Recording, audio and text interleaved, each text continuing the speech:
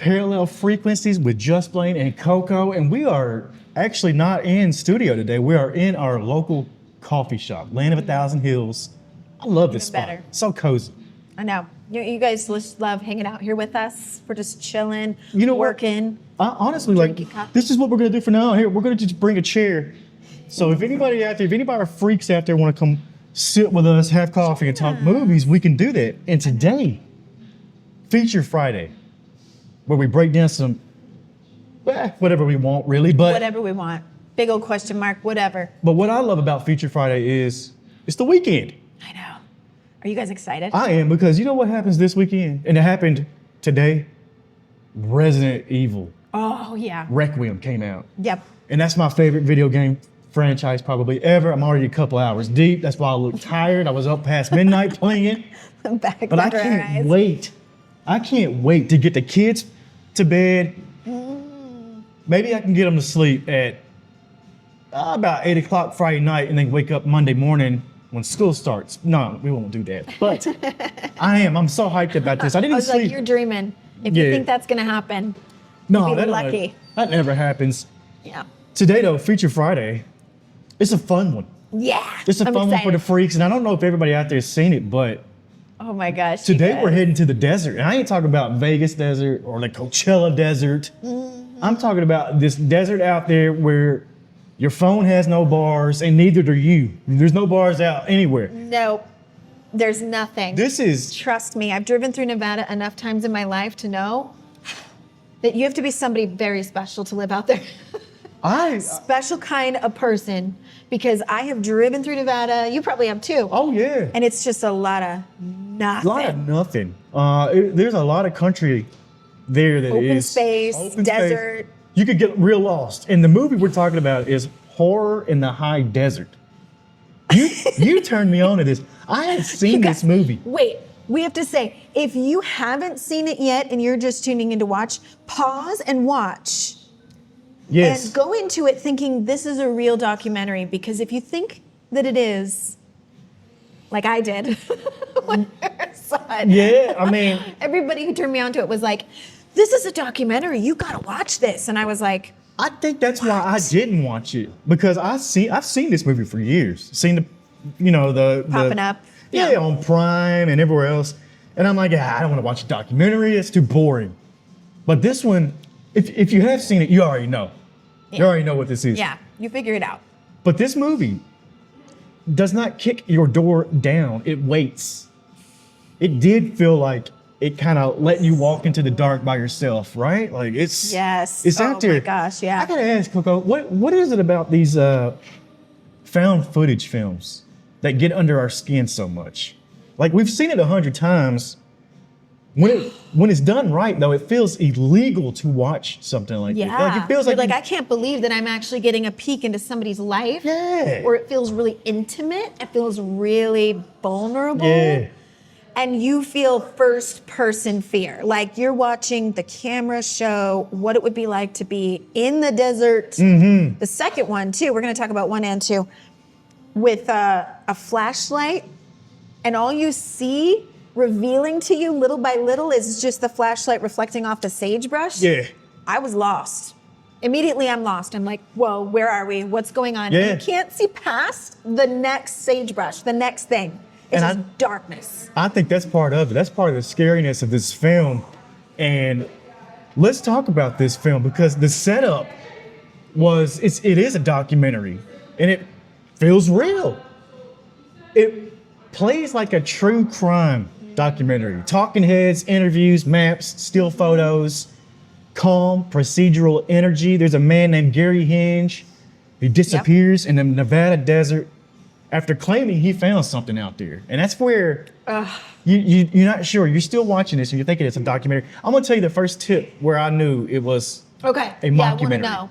And it's just me being me, but it's when they bring the journalist in, and she says she worked for a radio station called whatever the call letters were. I was like, that's not a real.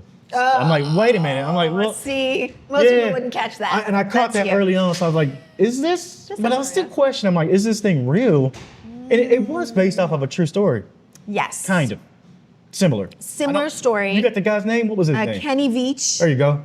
Was out, same thing, was like a YouTube vlogger, showed survivalist skills, was out in the Nevada desert. He had claimed to come upon a cave. Yeah. Not a little hut like they show in this movie.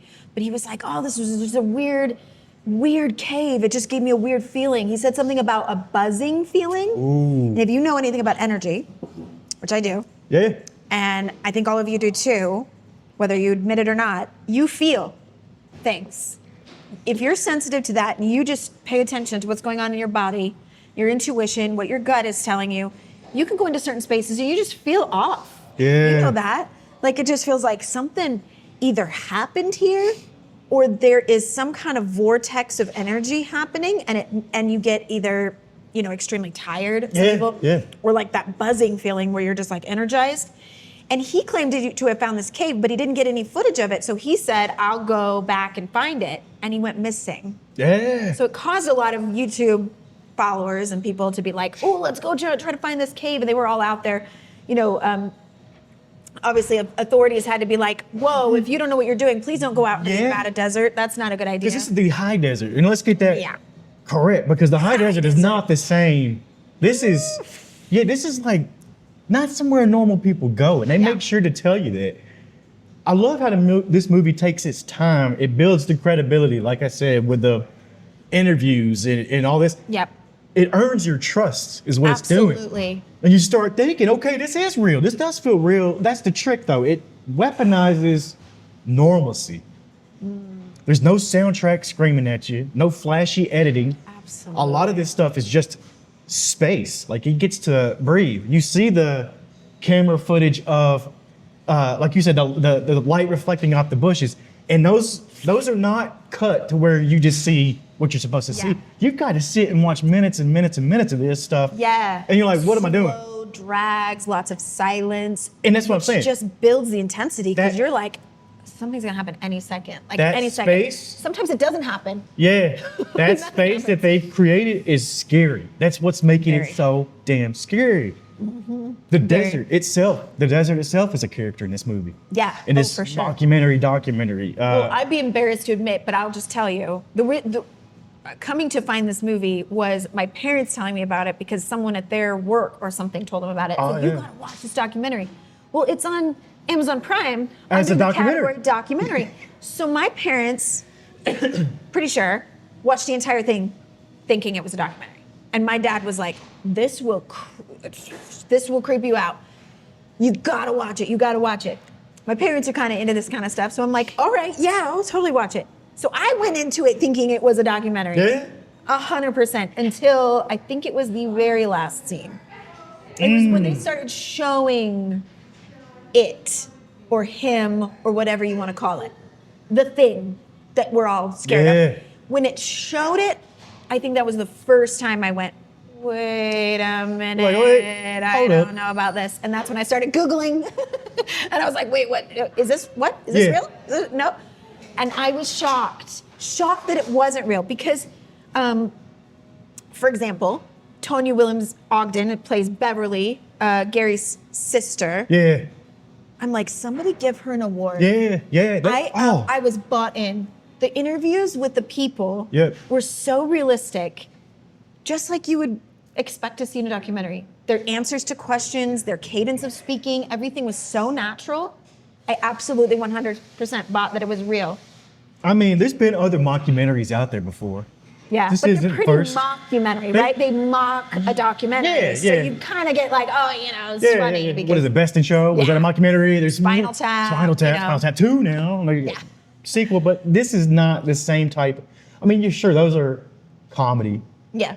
And this it's very clear. Yeah, but this is more of a horror movie. It's hard to describe what this movie actually is. And Gary Hinge, he didn't go out in the movie here and find a cave. He found like a hut. What is this thing? It's awful. Look, it's hermit's hut. And you're thinking, what it looks like. You're thinking like somebody lives in here, and nobody should be living out here anywhere where they're at. And that's what he goes back to find. Yeah. And you can tell this guy, is he not one of the nicest? He's one of the nicest people ever. Yeah. He's like this sweet, calm, innocent sweetheart, knows how to survive in any conditions. He's a badass, really. Yeah. He's a quiet badass. Probably a little bit on the spectrum in the best way, because he's got these skill sets and these niches. He's really into trains. There's certain things that just kind of hint at, he's probably a little bit of a loner in society, but he's extremely skilled and smart. He kind of reminded me of Sheldon from The Big Bang Theory, except for not quite as eccentric. Not as scientific, I don't think, maybe. There you go. I think the scientific part for him was the survival. Yeah. And that's the difference in him and a Sheldon, but they had the same... hyperfixation on that one topic, But let's talk about when he does go to this desert, because like I said, it is a character. It's ancient, doesn't care about you, doesn't care about anybody out there. It doesn't care about your GoPro, doesn't care about any of his cameras. There's something deeply unsettling about wide open spaces and not knowing what's really out there. Past the sagebrush or past the next hill, because that's when you can really feel terror, not knowing, and the unknown. There's nowhere to hide also. Yeah. And the fact that whoever is in this cabin looking thing, they're equipped. They know what they're doing out there. And they know, that's the thing. You don't know where you are in all this. Yeah. When you're it's disorienting. In the first person view of Gary Hinge, you're looking, like she said earlier, you see the reflection of those flashlights and all this. You don't know where you are, but guess what? Whoever is doing whatever, they know where they're at. They know what they're doing. Yeah. And that's even more scary, because you're like, oh, you can feel the skin crawl. Around any tree. They could be like right behind you. You would never know it. That kind of feeling. And I think they did a really good job of amplifying that even more in the second movie. Yes, they did Minerva. Watching the second one, I was like, how could they top it? And they did. With 100%. What'd you like about that? With the Minerva? Well, and this, freaks out there will know. When it comes to horror movies, less is more, in my opinion, right? Seeing the creature, seeing the thing, seeing it kind of takes away a little bit of the fear. So you're like, I saw it, so therefore I know what I'm facing now, and the fear kind of lessens a little bit. Yeah. So in the first one, like I said, I knew when we saw him, when we saw it, it was a little bit like, oh. Which before that, I will say, with the eerie singing noises and things, I was like I was like biting my pillow, like trying not to close my eyes. Yep. But then when I saw him, I was like, oh, okay. Like, what is this? It's a little bit less. But I think they did a better job in the second one of not showing you it. It was so much more elusive, like the headlights of the car, and you just see the shadow of it. Or you saw something pull away from the glass. Yeah. But you couldn't see what it was. You just saw kind of a shape, or like a ghostly, almost ethereal figure that just kind of whoosh. And you never catch that glimpse. I think also in part two, they even let the scenes breathe a little more. Like some of the stuff inside the trailer with Minerva. Built. Yeah. And that she's recording, and some of the videos that she's sending with her sister. And I love that kind of stuff. Because they did let it breathe, and it wasn't just like jump scare after jump scare after jump scare. It's like, as a filmmaker, they're saying, let me make you watch this and pay attention to the details. And I did. Yeah, and that's what they did. Paying attention to every black shadow as this camera, this found footage in the tape that we're watching, it's scanning that basement with all the stuff in it, but there's these dark spaces again that you don't know what's back there, and you're like honed in. What is in there? Once again, it's the unknown. And here's the thing, this is why this movie really works, both of them. Actually, there's 4 of these movies. I've seen 1, 2, and 4. More fun to be had. Number 3 was still costing money, so I had to wait on that one. But I've seen 1, 2, and 4, and they're all great, but they understand that fear is anticipation. Yes. And it's building up. It doesn't show you the monster, like Coco said. Shows you the possibility of the monster. Taps into something primal. Yeah. And that's the paintings in the second one, showing those, just tapping into the psyche of like what we all fear. Those paintings were chef's kiss. Here's the thing about that, because we're wired to fear what we don't understand. And that's what the paintings, all of this was stuff that people didn't understand. Stuff you can't fully see. Yeah. Think about it being a kid, when you're a kid in a dark room. Closet's not scary unless you saw something. Yeah. Or like the Underneath shape the of bed, your sweater hanging on the doorknob might look like a human figure. Yeah, yeah. Oh, the fireman feeling around in the dark, that part was just tops. And actually, as a kid, like the closet it's not scary because you did see something. It's scary because you didn't. Yeah. And that's what this movie is. 90 minutes is being in the closet. It's exactly A dark it. closet. Yeah. Not knowing what's Not in there with you. And that's where it's fun. Is it supernatural? Is it something worse?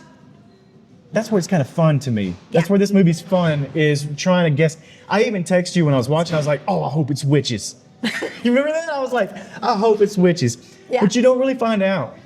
Well, you do kind of later on. Yeah, yeah. Well, but even like it doesn't answer all of the questions. No. It in the second movie with all of this found footage, these tapes that they find in the canvas bag, and they're kind of running through those. Someone is running those videos.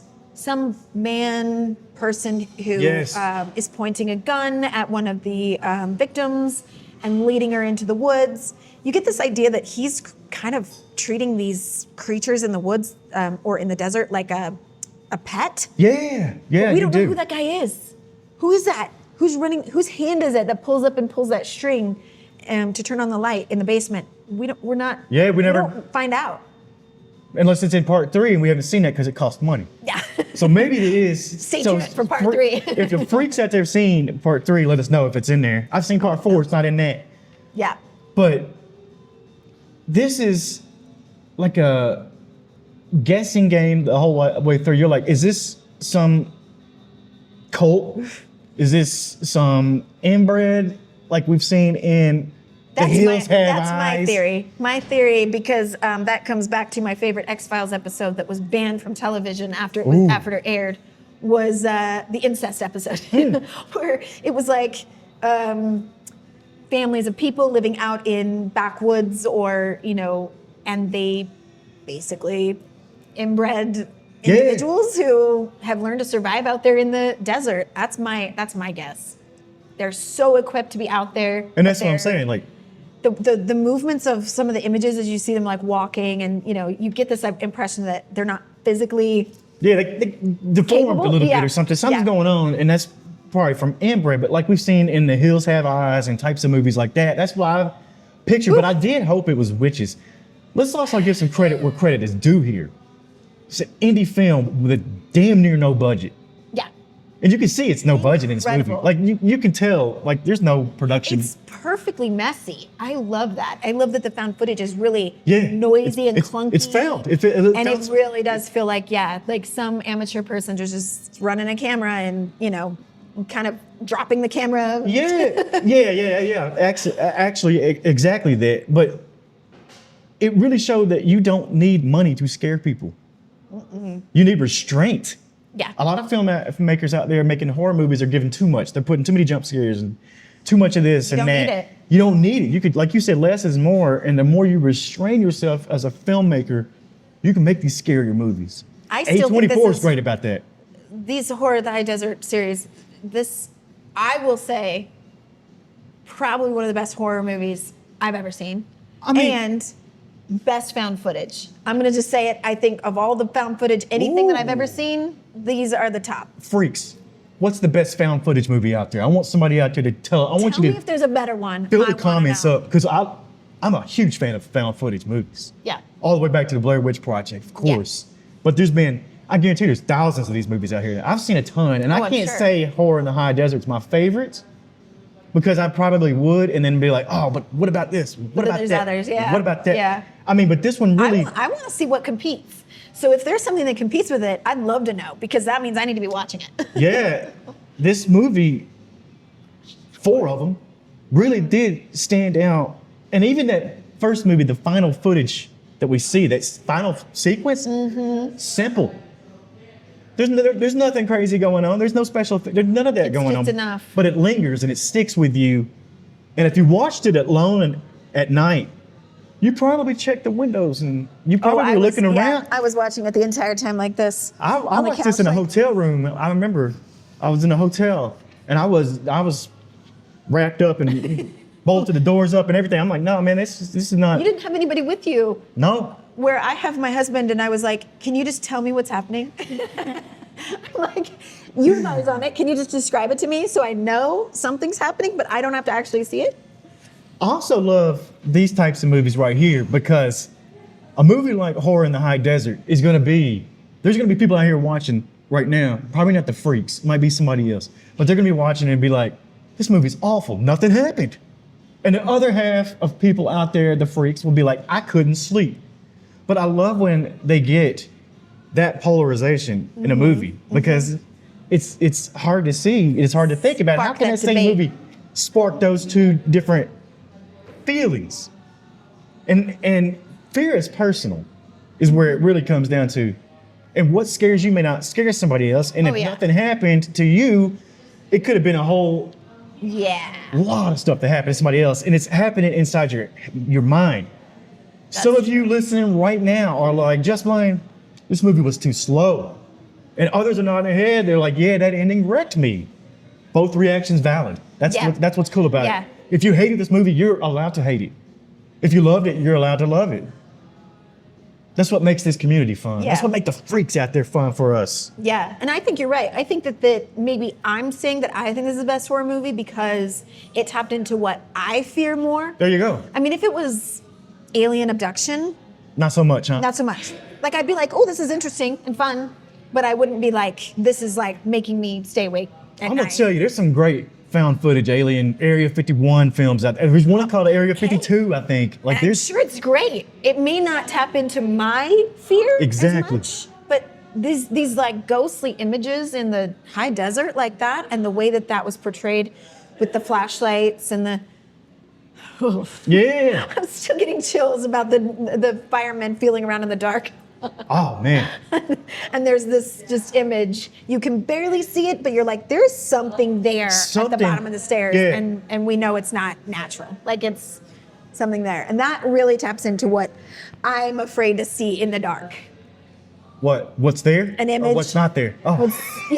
What's like not there? Barely an image of what? Is that what we're afraid of? The dark is what we can't see? Yeah. I think it is. It's got to be, right? The more I can't see it, the more scared I am. Maybe. Let's ask the freaks out there. I want to know. I want to know that first. I want to know what really does scare you about the dark. But also, let's talk about Horror in the High Desert. Did the ending work for you? Did you feel the tension? Did you feel the dread that we're talking about? Would you go out there alone and chase a story like that? If you were a YouTuber, my YouTubers out there right now. Yeah. Would you go chase a story like this if you knew something weird was out there? Because Gary didn't want to go, but they forced him. And that's part of it too, is the peer pressure from these people who turned on him. If the freaks ever turn on me, I'm coming after. No, I get it. No, my life is not worth that. Like, no. I think that that kind of goes back to our discussion about Deadstream when we talked about that movie a couple weeks ago. Yep. And how he was willing to stay in a haunted house that's clearly terrifying and clearly possessed with some demon. But she's like, you've got more views than you've ever had. Yeah. And he's like, okay, we'll go with it.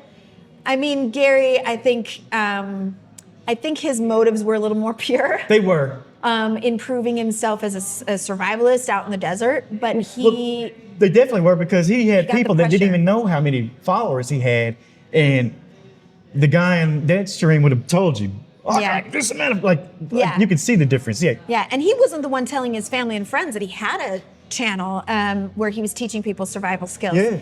And this was just, again, found footage after he went missing, but he goes back out there because of comments and things that people left, which were like, you're weak, you're a coward if you don't go find it. Like, and maybe that was maybe a little less believable for his character to be like, okay, I guess I'll go back out there. I mean, I guess, but we haven't had that online bullying. Yeah, I haven't had that experience before, but I mean, I'd like to think that I could be like, screw you guys.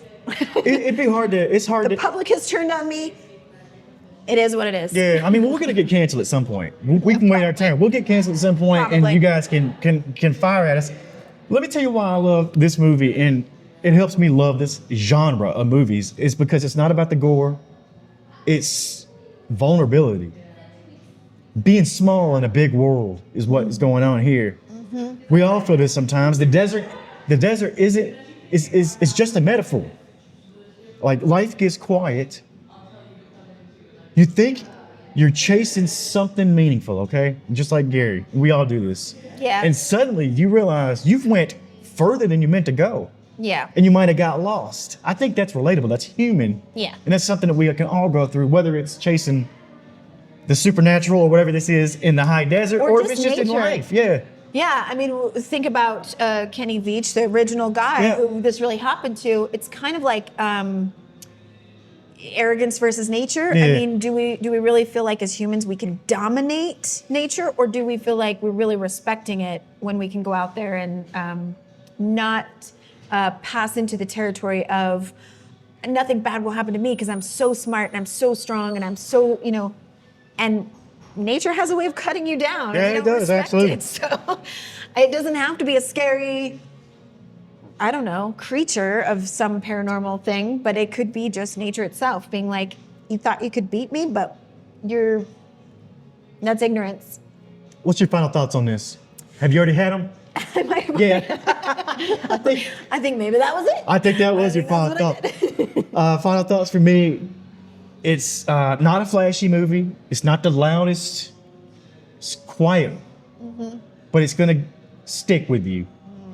And sometimes these are the types of movies that you need to pay attention to. And I think the other movies out there will follow along. I mean, not that they didn't take from other found footage types of movies, but Sure. this is gonna actually set a new style, I think. Yeah. We're gonna see more of these horror in the high desert movies. I think there's gotta be 5 or 6 more of these. I'm sure. You couldn't run out of I'm these. excited for it. I'm here for it. If anything, So- they can get out of the high desert and come to the Utah mountains or whatever, because I think that's just as, maybe not. Yeah. Well, it might be.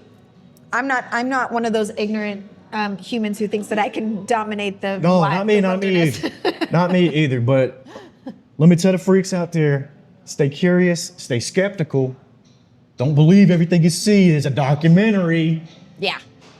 And maybe don't go hiking alone with a camera in the Nevada high desert. We'll see you next time.